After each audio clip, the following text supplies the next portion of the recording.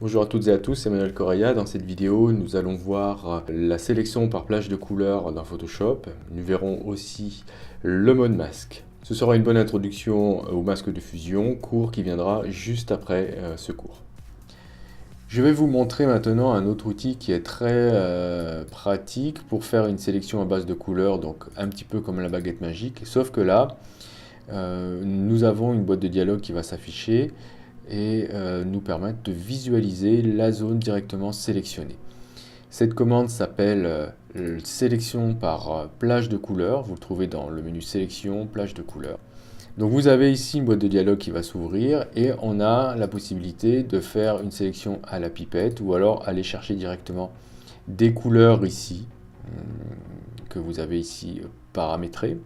Vous pourrez choisir aussi les tons clairs, les tons moyens, les tons foncés. Donc ça peut être utile lorsqu'on souhaite masquer des zones ensuite à partir de notre sélection. On peut choisir aussi de sélectionner la couleur de la peau lorsqu'on a besoin de faire des retouches de peau ou des zones non imprimables pour aller bien corriger ces zones-là. Nous, on va s'intéresser à notre niveau pour l'instant à la pipette et vous allez voir qu'on peut déjà faire pas mal de choses avec ça. Le but ici, c'est d'aller cliquer directement dans l'image les couleurs que vous souhaitez sélectionner.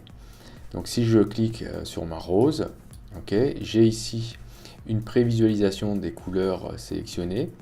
Je peux l'afficher en grand ici en cliquant dans la fenêtre prévisualisation. Ici, je vais aller chercher niveau de gris. Comme ça, je vais voir bien les zones qui ont été sélectionnées. Donc les zones sélectionnées, ce sont les zones qui apparaissent en blanc. Ne cliquez pas ici pour faire des sélections, c'est pas très précis. Cliquez plutôt directement dans votre image. Si je souhaite augmenter la zone de tolérance, je vais ici déplacer le curseur tolérance. Vous voyez que là, je vais comme ça augmenter la zone de tolérance. Et bien sûr, si je vais à fond, je vais aller chercher des choses que je ne souhaite pas, puisque là, je souhaite me concentrer uniquement sur la fleur. Ok. Je ne m'occupe pas des ronds pour l'instant, vous avez vu à quel point c'était facile de les désélectionner tout à l'heure. Si j'ai besoin d'aller chercher plus de nuances, je vais ici cliquer sur la pipette ici plus, et aller ensuite cliquer dans mon image pour aller chercher d'autres couleurs. Si je vois que j'en ai trop, plutôt que de cliquer sur le moins, je vais peut-être baisser la tolérance, puisque je sais que je n'ai pas de rose dans mon image ici, vous voyez. Tac.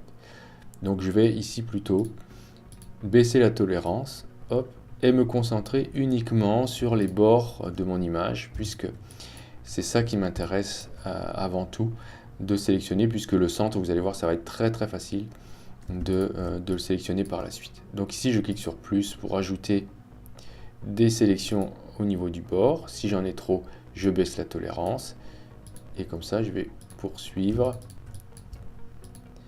ma sélection. Je vois que les bords, ma foi, c'est pas trop mal. Je vais pas aller trop loin parce que sinon je risque de sélectionner des couleurs que je ne souhaite vraiment pas. Ok, donc on va dire que c'est peut-être pas trop mal.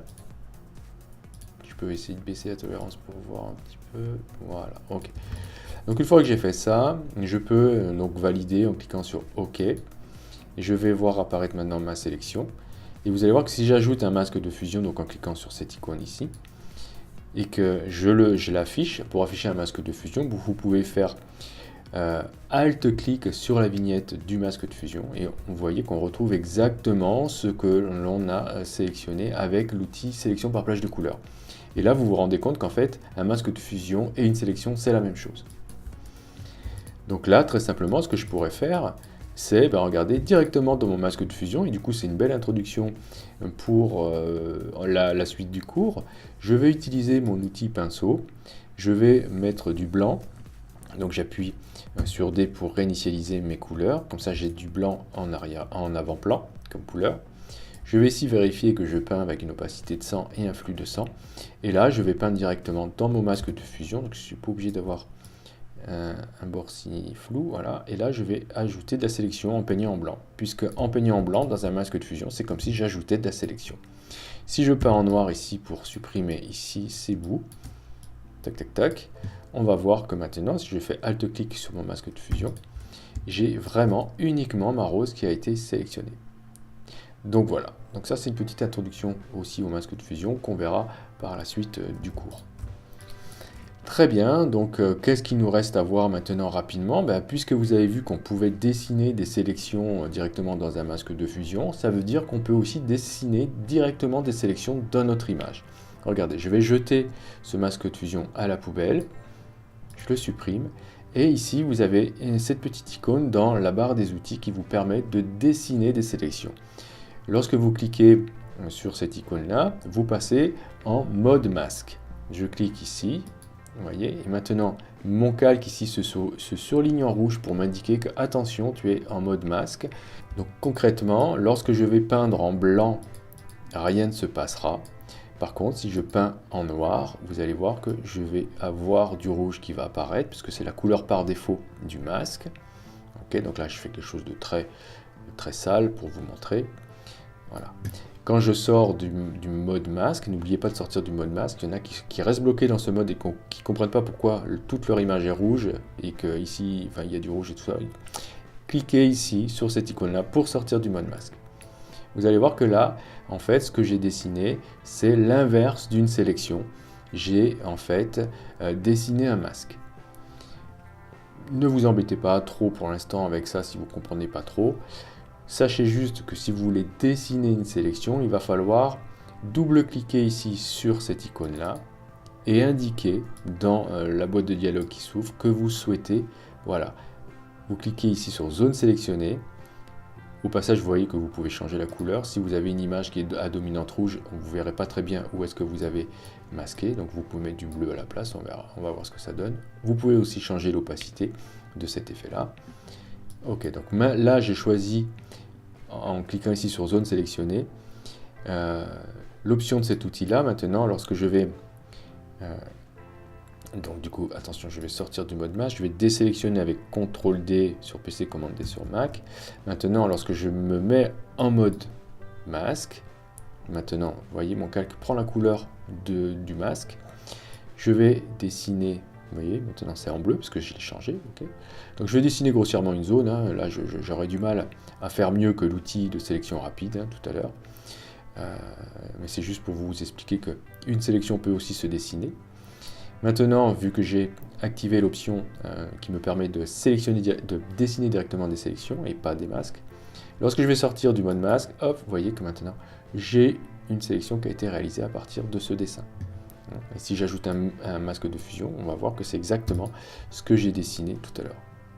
Donc tout ça c'est lié en fait, les sélections, les sauvegardes de sélection aussi, c'est sauvegardé sous forme de dessin dans une couche alpha, on verra ça aussi. Les masques de fusion, en fait, ce sont des sélections. Donc du coup, j'appuie sur Alt sur la vignette pour ne plus afficher mon masque. Okay.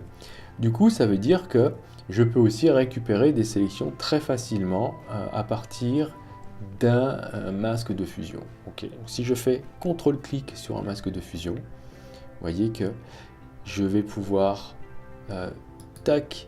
récupérer la sélection qui a été réalisée à partir de ce masque. Très pratique. Très bien, voilà tout ce que je souhaitais vous montrer sur les sélections de base dans Photoshop. Vous allez voir qu'on peut aller beaucoup plus loin dans les sélections. Les sélections sont vraiment très importantes dans ce logiciel. Donc je vous remercie d'avoir suivi ce cours. Si vous avez aimé ou si vous avez aimé, cliquez sur j'aime d'abord, voilà. Et si vous avez des questions, n'hésitez pas à en parler dans les commentaires. S'il y a quelque chose que vous n'avez pas bien compris ou si vous souhaitez qu'on revienne sur certains points, pas de problème, on peut en discuter dans les commentaires. On essaiera dans une autre vidéo de faire un exercice qui va reprendre un petit peu tout ce qu'on vient de voir depuis le début de tous ces cours. Et puis voilà, donc bossez bien tout ça. Si vous suivez bien les cours tout correctement un par un, et si vous prenez des notes, si vous vous exercez, vous allez voir que à force, vous allez commencer à bien comprendre de Photoshop. Donc si vous n'êtes pas encore abonné, cliquez sur abonnez-vous, cliquez sur la petite cloche pour avoir les notifications et on se dit à bientôt pour un autre cours.